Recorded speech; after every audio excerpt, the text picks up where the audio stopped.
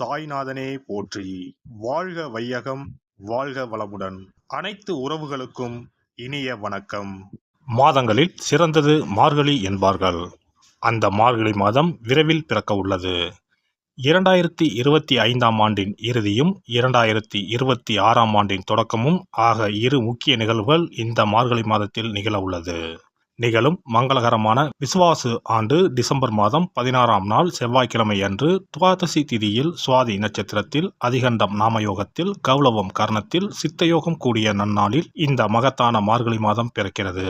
மார்கழியை தெய்வங்களின் மாதம் என்பார்கள். அந்த அளவுக்கு ஆன்மீக ரீதியாக முக்கியத்துவம் பெற்றது. இம்மாதத்தில் கிரக நிலைகளில் பல்வேறு மாற்றங்கள், சில முக்கிய நிகழ்வுகள் நடைபெற உள்ளன. இது 12 ராசிகளிலும் தாக்கத்தை ஏற்படுத்தும்.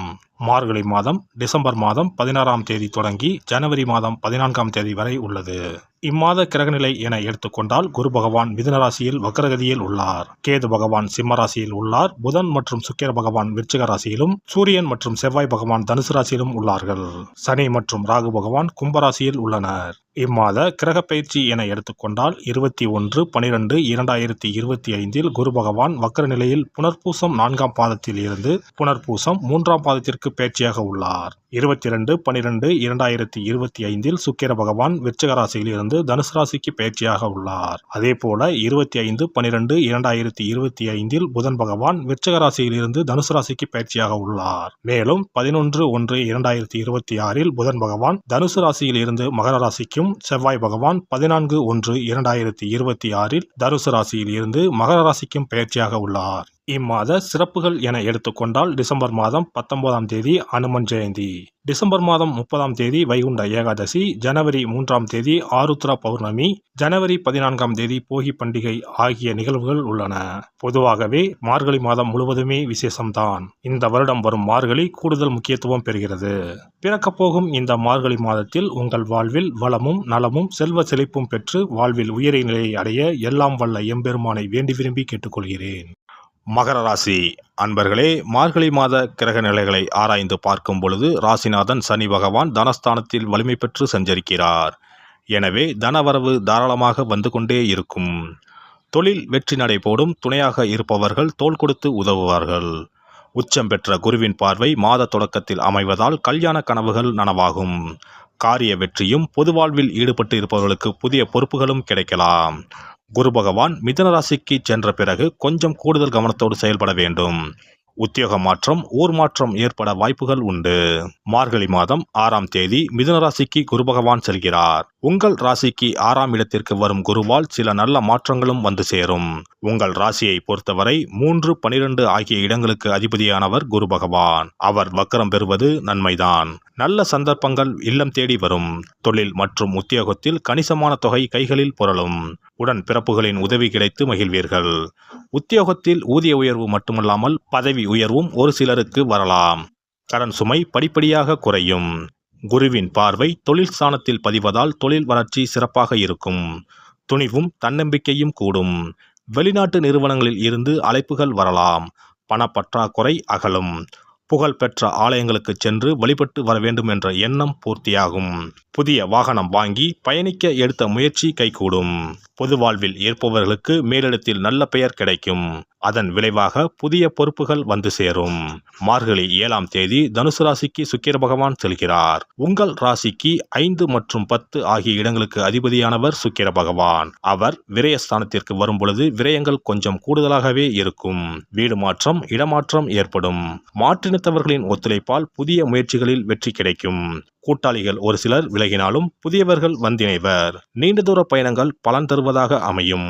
உத்தியோகத்தில் இலாக்கா மாற்றங்கள் எதிர்பாராத விதத்தில் வரலாம். வளர்ச்சியும் தளர்ச்சியும் மாறி மாறி வரும் நேரம் இதுவாகும். மார்கழி 10ஆம் தேதி தனுசு ராசிக்கு புதன் பகவான் செல்கிறார். உங்கள் ராசிக்கு 6 மற்றும் 9 ஆகிய இடங்களுக்கு அதிபதியானவர் புதன் பகவான். 6க்கு அதிபதி 12ஆம் இடத்திற்கு வரும் நேரம் நல்ல நேரமாகும். இதனால் விபரீத ராஜயோகம் ஏற்படும். எனவே எதிர்பாராத நல்ல திருப்பங்கள் ஏற்படும். இல்லத்தில் நீண்ட நாட்களாக நடைபெறாத சில காரியங்கள் இப்பொழுது துரிதமாக நடைபெறும். வியாபாரத்தில் வாடிக்கையாளர்களின் எண்ணிக்கை அதிகரிக்கும். அதிரடி சலுகைகளை அறிவித்து லாபத்தை குவிப்பீர்கள். மார்கழி 27ஆம் தேதி மகர ராசிக்கு புதன் பகவான் செல்கிறார். உங்கள் ராசிக்கு பாக்கியஸ்தானத்திற்கு அதிபதியான புதன் உங்கள் ராசியிலேயே சஞ்சரிக்கும் இந்த நேரத்தில் அனைத்து முயற்சிகளிலும் வெற்றி கிடைக்கும். பூர்வீக சொத்துக்களின் பாகப்பிரிவினை சம்பந்தமாக எடுத்த முயற்சி பலன் தரும். புதிய தொழில் தொடங்கும் திட்டங்களை நிறைவேற்றுவதில் அக்கறை காட்டுவீர்கள். பங்காளி பகை மாறும். மார்கழி 30ஆம் தேதி மகர ராசிக்கு செல்லும் செவ்வாய் பகவான் அங்கு உச்சம் பெறுகிறார்.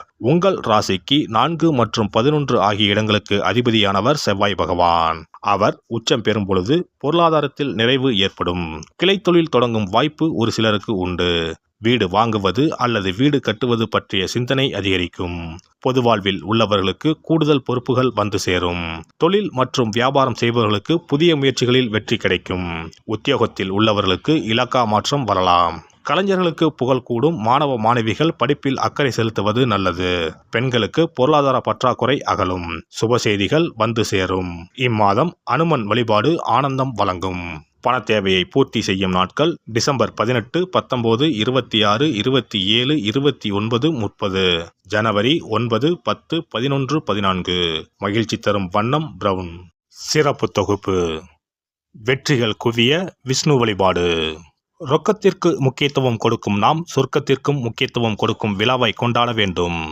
அந்த விழா இந்த மார்கழி மாதம் வருகிறது. திருப்பதி, திருவரங்கம் உள்ளிட்ட விஷ்ணு ஆலயத்தில் நுழைய லட்சக்கணக்கான மக்கள் காத்திருப்பார்கள். அதேபோல திருக்கோஷ்டியூர், உப்பிலியப்பன் கோவில், திருமோகூர் போன்ற உலகத்தில் உள்ள சகல விஷ்ணு ஆலயங்களிலும் ஏகாதசி விழா உற்சவம் சீரும் சிறப்புமாக நடைபெறும். இந்த கண்கொள்ளா காட்சியை கண்டு மகிழ்ந்தால் பொன்னும் பொருளும் போற்றுகின்ற செல்வாக்கு இன்னும் உயரும். மாதங்களில் புனிதமானதாகவும் தேவர்கள் துயில் எழும் மாதமாகவும் கருதப்படும் மார்கழி மாதத்தில் நாம் விஷ்ணுவை வழங்கினால் விருப்பங்கள் அனைத்தும் நிறைவேறும். அதனால்தான் மாதங்களில் நான் மார்கழி என்று கண்ணன் சொல்லியதாக சொல்வார்கள். இம்மாதம் 15ஆம் தேதி அதாவது 30/12/2025 செவ்வாய்க்கிழமை வைகுண்ட ஏகாதசி வருகிறது. அங்கனம் வைகுண்ட ஏகாதசி வரும்பொழுது சொர்க்க வாசலை திறப்பார்கள். ஆண்டு முழுவதும் அடைத்திருக்கும் கதவு அன்று மட்டும்தான் திறந்து வைக்கப்படும். அந்த சொர்க்க வாசலின் வழியாக நாம் நுழைந்து வந்தால் சிக்கல்கள் தீரும், செல்வ வளம் பெருகும். ஏகாதசி அன்று இல்லத்து பூஜை அறையில் விஷ்ணு லட்சுமி படம் வைத்து வழிபட வேண்டும். அவள் வெல்லம் கலந்து நைவேத்தியம் வைத்து சாப்பிடலாம். முழு விரதம் இருக்க முடியாதவர்கள் மதியமும் இரவும் பலகாரம் செய்து சாப்பிடலாம். அன்று இரவு முழுவதும் கண் விழித்திருக்கும் பொழுது இறை தியானத்தையே மேற்கொள்ள வேண்டும். மறுநாள் அதிகாலையில் சூரியன் உதிக்கும் முன்னதாக நீராடி பச்சரிசி சோறு, அகத்திக்கீரை, நெல்லிக்காய், கருணைக்கிழங்கு, புளிக்குழம்பு சாப்பிடுவது நல்லது. அகத்திக்கீரையும் நெல்லிக்காயும் உணவில் சேர்த்து கொள்வது அவசியமாகும். இந்த மார்கழி மாதத்தில் கன்னி பெண்கள் அதிகாலையில் எழுந்து நீராடி வீட்டின் முன்பக்கத்தில் கோலமிட்டு அதன் மத்தியில் மஞ்ச வண்ண பூ வைத்தால் மங்களம் உண்டாகும். பரங்கி பூவை வைத்து அழகுபடுத்துவது கண்கொள்ளா காட்சியாகும். கிருமி நாசினியாக சாணத்தின் மீது அதை பதித்து வைத்திருப்பர். மங்களம் நடைபெறுவதற்காக மஞ்சள் வண்ண பூவை வீட்டு கோல மத்தியில் வைப்பது வழக்கம். குனிந்து அமர்ந்து நிமிர்ந்து கோலம் போடும் பொழுது விரல்களுக்கு மகிழ்ச்சி கிடைக்கிறது. சிறந்த யோகப்பியாசம் ஏற்படுவதாக கூறுவார்கள். இந்த வழிபாட்டின் மூலம் மனநலமும் உடல் நலமும் சீராகிறது. பிரம்ம முகூர்த்தத்தில் எழுந்து ஓசோன் என்ற காற்று மண்டலத்தில் உள்ள காற்று நம் மீது பதிவதால் ஆரோக்கியம் மேம்படுகிறது. திருப்பாவை, திருவெம்பாவை பாடி வழிபாட்டை மேற்கொண்டால் திருமணம் கைகூடும். அதிகாலையில் இறை நாமத்தை உச்சரிப்பதன் மூலம் அனைத்து நலன்களும் கிடைக்கும். இப்படிப்பட்ட சிறப்பு வாய்ந்த மார்கழி மாதத்தில் ஏகாதசி விரதத்தை இனிதே கடைபிடித்து பார்க்கடலில் துயிலும் பரந்தாமனை வழிபட்டால் வாழ்க்கை வளமாகும், வளர்ச்சியும் பெருகும், வருங்காலம் நலமாகும், வருமானம் திருப்தி தரும்.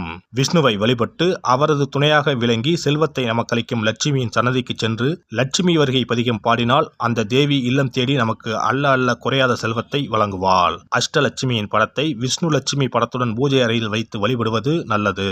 லட்சுமிக்கு பாடல் படித்து வழிபடும் போது வருகை பதிகம் பாட வேண்டும். அன்றைய தினம் அவள் நைவேத்தியம் செய்து தேவியை வழிபட்டால் உங்கள் ஆசை பூர்த்தியாகும். நமக்கு வாழ்வில் ஏற்படும் இன்னல்கள் அகன்று இனிய பலன் கிடைக்கும். எல்லாம் வல்ல இறையருளால் நீங்களும் உங்கள் அன்பு குடும்பமும் உடல் நலம், நீலாயுள், நிறை செல்வம், உயர் புகழ், மெய்ஞானம் ஓங்கி வாழ்க வளமுடன். இந்த வீடியோ பதிவு உங்களுக்கு பிடித்திருந்தால் லைக் பண்ணுங்க, கமெண்ட் பண்ணுங்க, ஷேர் பண்ணுங்க, மறக்காம சப்ஸ்கிரைப் பண்ணுங்க, பக்கத்துல இருக்கிற பெல் பட்டனை கிளிக் பண்ணுங்க. நன்றி, வணக்கம். ஓம் நமச்சிவாய. சிவாய நம.